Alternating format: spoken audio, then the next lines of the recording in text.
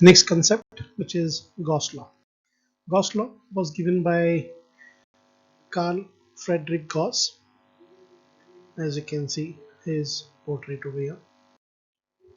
Well, according to Gauss law, it has been said that if you consider a charge, which I'm considering it as plus q, and a point P, which is at a distance r from this charge, the electric field at that point is given as 1 upon 4 pi epsilon naught q by r square. Let us consider this as equation 1, where we know the electric field is pointing outwards as shown in the diagram.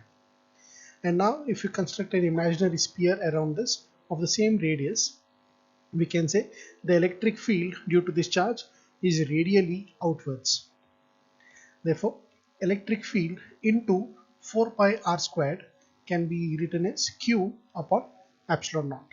We have just rewritten equation 1 in another form, where from the above equation 4 pi and r squared have been shifted to the left hand side.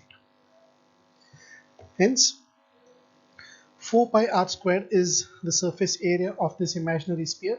So we'll replace 4 pi r squared by s. So I get E into S is equal to Q upon epsilon naught.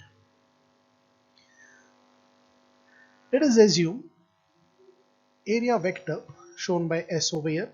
Therefore, electric field as well as area vector, both of them are vectors and angle between them is 0 degrees. Therefore, E into S into cos of 0 is equal to Q upon epsilon naught.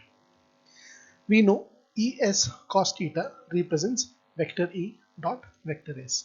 Therefore, vector E dot vector S is equal to Q upon epsilon naught, where Es cos theta or vector E dot vector S gives us electric flux. Therefore, we can write Q upon epsilon naught is equal to electric flux. So electric flux, which is equal to Q by epsilon naught, is the mathematical form, or we can write Gauss law by this given equation.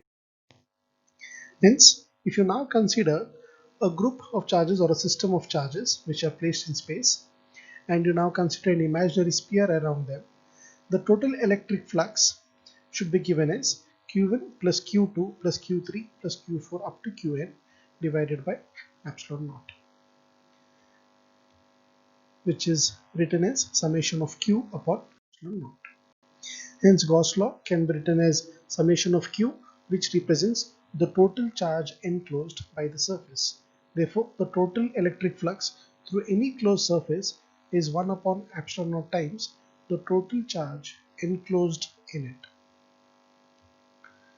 Please remember, the imaginary closed surface enclosing the charges is called the Gaussian surface. So this imaginary sphere that we have considered over here represents the Gaussian surface.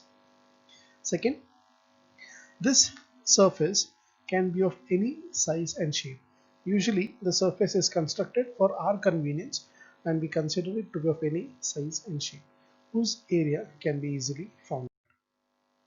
Sign conventions. The electric field coming out from a surface is always pointing outwards.